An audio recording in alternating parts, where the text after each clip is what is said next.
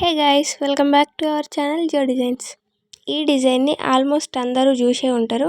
ఈ డిజైన్ ఎప్పుడూ ట్రెండింగ్లోనే ఉంటుంది అండ్ క్లాసీ ఎలిగెంట్ లుక్ ఉంటుంది. ఈ బ్లౌజ్ని ఈజీ మెథడ్లో పర్ఫెక్ట్గా ఫినిషింగ్ వచ్చేటట్టు సింపుల్గా ఎట్లా కట్ చేసుకొని స్టిచ్ చేసుకోవాలో చూద్దాం. వీడియోని ఎక్కడ స్కిప్ చేయకుండా చూడండి. వీడియోలోకి వెళ్ళిపోయే ముందు అందరూ లైక్ అయితే చేసేయండి. ఫస్ట్ అయితే నార్మల్గా మనం బోట్ నెక్ బ్లౌజ్ని కట్ చేసుకుంటాం కదా, అట్లా కట్ చేసుకొని నెక్ కోసం 3.5 ఇంచులకి ఒక మార్క్ చేసుకోండి. కింద మీకు నెక్ పొడవు ఎంతైనా మార్క్ చేసుకోవచ్చు, 3 to 5 వరకు. నేను ఇక్కడ 4 ఇంచెస్కి మార్క్ చేసుకుంటున్నా. సేమ్ మనం పైన ఎట్లయితే నెక్ కోసం మార్క్ చేసుకున్నామో అదే మార్కింగ్ని కింద కూడా మార్క్ చేసుకొని ఇట్లా బాక్స్ షేప్ డ్రా చేసుకోవాలి. ఈ బాక్స్ షేప్లో మనం నార్మల్గా రౌండ్ నెక్ మార్క్ చేసుకుంటాం కదా, ఆ విధంగా రౌండ్ నెక్ అయితే మార్కింగ్ చేసుకొని కట్ చేసేసుకోండి. సింపుల్ అంటే సింపుల్గా ఉంటుంది. మీ దగ్గర ఓన్లీ ఒక నెట్ ఫ్యాబ్రిక్ ఉండాలి అండ్ మీకు మిడిల్లో షేప్ వస్తుంది కదా, దానికోసం పేపర్ క్యాన్వాస్ చిన్న ముక్క అయితే సరిపోతుంది.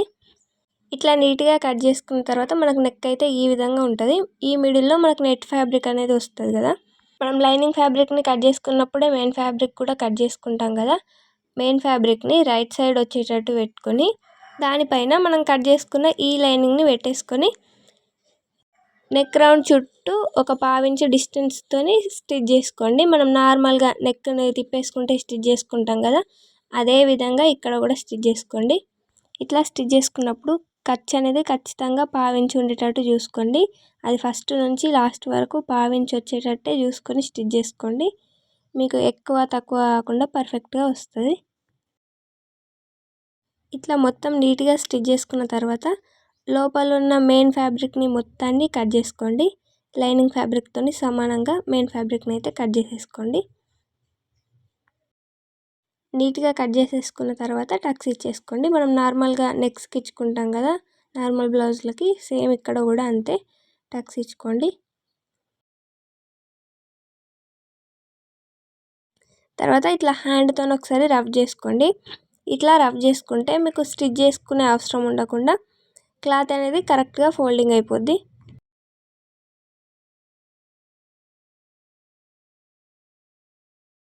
మొత్తం రబ్ చేసుకున్న తర్వాత లైనింగ్ ఫ్యాబ్రిక్ని లోపల వైపుకు టర్న్ చేసుకొని టాప్ స్టిచ్ అయితే వేసుకోవాలి. ఈ టాప్ స్టిచ్ వచ్చేసి కార్నర్కి వేసుకోండి. మీకు మళ్ళీ సైడ్కి ఒక స్టిచ్ వస్తుంది.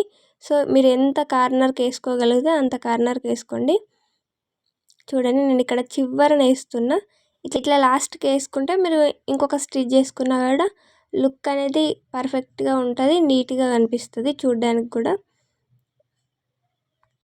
ఇట్లా మొత్తం స్టిచ్ చేసుకున్న తర్వాత మనం నార్మల్గా బ్లౌజ్ స్టిచ్ చేసేటప్పుడు లైనింగ్ని మెయిన్ ఫ్యాబ్రిక్ని జాయింట్ చేసుకొని మిగిలిన ఫ్యాబ్రిక్ని అంతా కట్ చేసేసుకుంటాం కదా, ఇక్కడ కూడా సేమ్ అదే విధంగా జాయింట్ చేసేసుకొని ఎక్స్ట్రా ఫ్యాబ్రిక్ని కట్ చేసేసుకోండి. తర్వాత నెట్ ఫ్యాబ్రిక్ని తీసుకోండి. నేను ఇక్కడ డబుల్ లేయర్ తీసుకుంటున్నా.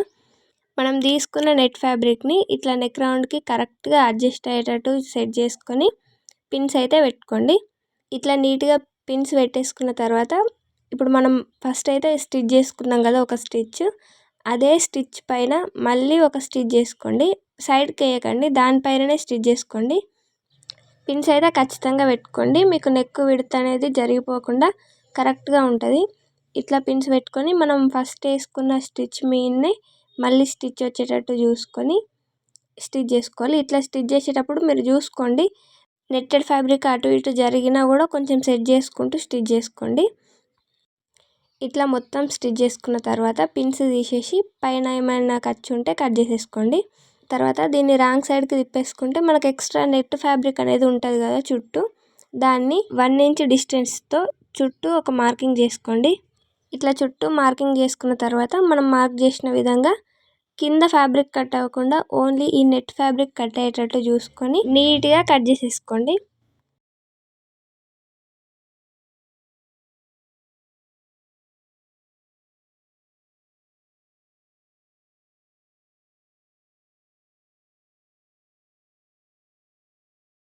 ఇట్లా నీట్గా కట్ చేసుకున్న తర్వాత మనకి ఇప్పుడు 1 ఇంచ్ గ్యాప్తోనే ఎక్స్ట్రా నెట్ ఉంటుంది కదా, దాన్ని ఇట్లా డబల్ ఫోల్డింగ్ చేసుకొని ఫస్ట్ వేసిన స్టిచ్ ఉంది కదా దాని పక్కనే 1/2 ఇంచ్ డిస్టెన్స్తోని ఈ స్టిచ్ని అయితే స్టిచ్ చేసుకోండి.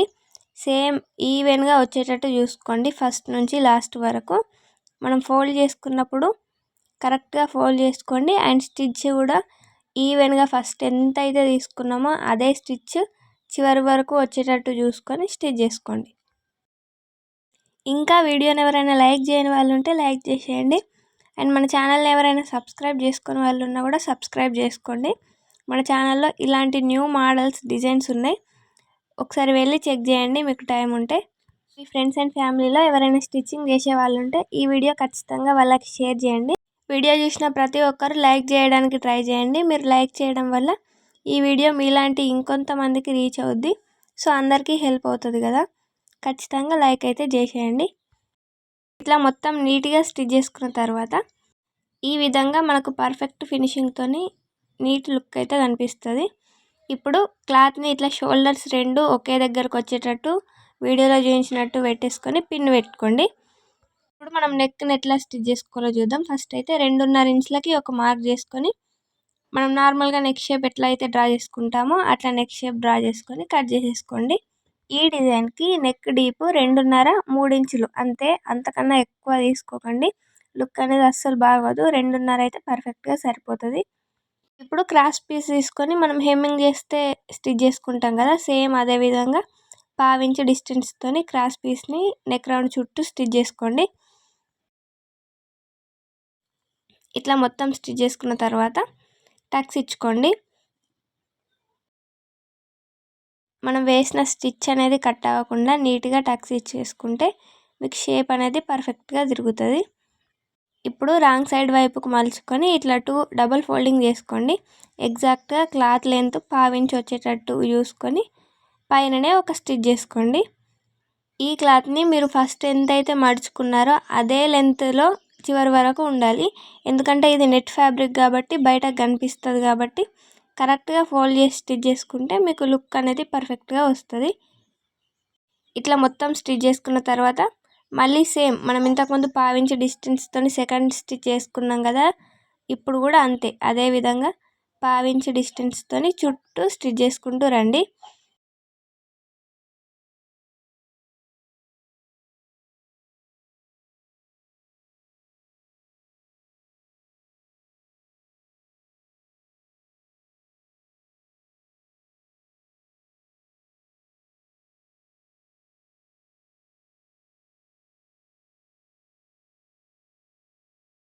ఇట్లా స్టిచ్ చేసుకున్న తర్వాత లుక్ అయితే ఇట్లా ఉంటుంది.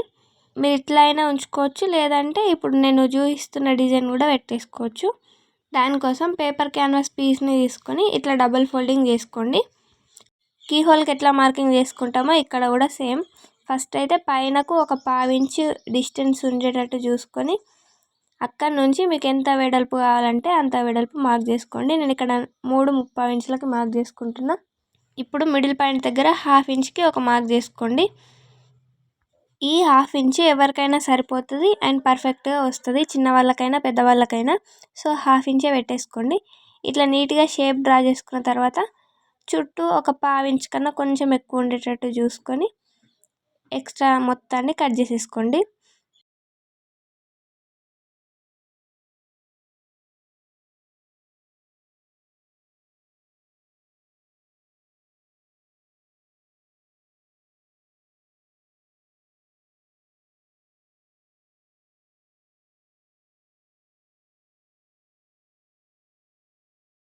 తర్వాత మనం కట్ చేసుకున్న పేపర్ క్యాన్వాస్ని మెయిన్ ఫ్యాబ్రిక్కి ఐరన్ చేసుకొని అటాచ్ చేసేసుకోవాలి.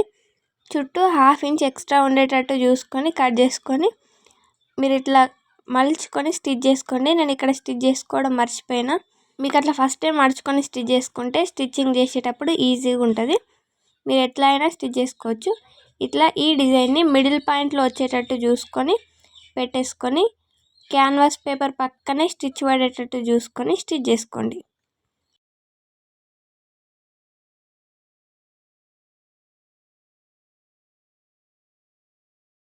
ఇట్లా నీట్గా పేపర్ క్యాన్వాస్ పక్కనే స్టిచ్ పడేటట్టు చూసుకొని చుట్టూ కూడా స్టిచ్ చేసుకోండి. ఇక్కడ కార్నర్ దగ్గర నీడిల్ని కిందికి దించుకొని ఫ్యాబ్రిక్ని టర్న్ చేసుకొని స్టిచ్ చేసుకోండి. ఇట్లా స్టిచ్ చేసుకుంటే మీకు షేప్ అనేది పర్ఫెక్ట్గా తిరుగుతుంది. మిడిల్లో పిన్ అయితే ఖచ్చితంగా పెట్టుకోండి. మీరు ఇట్లా పిన్ పెట్టుకోకుండా స్టిచ్ చేస్తే షేప్ అనేది అటు ఇటు అయి డిజైన్ కొంచెం వంకర పోయినట్టు అవుతుంది. ఖచ్చితంగా పిన్ పెట్టుకుంటే మీకు పర్ఫెక్ట్గా వస్తుంది. మిడిల్లో పావించి ఖర్చు కోసం వదిలేసి మిగిలిన ఫ్యాబ్రిక్ని అంతా కట్ చేసేసుకోండి. ఇట్లా కట్ చేసుకొని నీట్గా టక్స్ ఇచ్చుకోండి. ఈ టక్స్ మనం వేసిన స్టిచ్ కట్ అవ్వకుండా నీట్గా చూసుకొని వేసుకోండి. బిగినర్స్ అయితే ఇంకా కొంచెం నీట్గా వేసుకోండి జాగ్రత్తగా. ఇట్లా మొత్తం కట్స్ ఇచ్చుకున్న తర్వాత ఇప్పుడు మనం స్టిచ్ చేసిన డిజైన్ని లోపల వైపుకు టర్న్ చేయండి. మీరు ముందే ఫోల్డింగ్ చేసి స్టిచ్ చేసుకుంటే మీకు డైరెక్ట్గా స్టిచ్ చేసుకుంటే అయిపోతుంది పైన.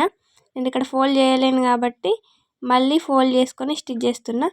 ఫస్ట్ అయితే కార్నర్కి ఒక స్టిచ్ చేసుకోవాలి. సేమ్ మనం నెక్ రౌండ్ చుట్టూ కార్నర్కి స్టిచ్ చేసుకొని దాని తర్వాత పావించి డిస్టెన్స్లో మళ్ళీ స్టిచ్ చేసుకున్నాం కదా, ఇక్కడ కూడా అంతే. ఫస్ట్ అయితే కార్నర్స్కి స్టిచ్ చేసుకొని తర్వాత మళ్ళీ పావించి డిస్టెన్స్తో స్టిచ్ చేసుకోవాలి. మీకు వీలైతే ఫస్టే ఫోల్డ్ చేసుకొని స్టిచ్ చేసుకోండి. మీకు వర్క్ అనేది ఈజీగా అండ్ సింపుల్గా అయిపోద్ది. అంతే, ఈ డిజైన్ని మనం ఇంత సింపుల్గా స్టిచ్ చేసుకోవచ్చు అండ్ పర్ఫెక్ట్ ఫినిషింగ్తో కూడా. బిగినర్స్ అయినా ఖచ్చితంగా ట్రై చేయండి. ఈ డిజైన్ ఎలా ఉందో కామెంట్ చేయండి. అండ్ మీకు ఇంకా ఏమైనా న్యూ మోడల్స్ కావాలి అనుకుంటే మనకు కామెంట్ సెక్షన్లో కామెంట్ చేయండి. నేను ఎట్లా స్టిచ్ చేసుకోవాలో వీడియో చేసి పెడతా. ఈ మోడల్ ఎట్లా ఉందో తప్పకుండా కామెంట్ చేయండి. వీడియో నచ్చితే లైక్ చేయండి, షేర్ చేయండి, మన ఛానల్ని సబ్స్క్రైబ్ చేసుకోండి.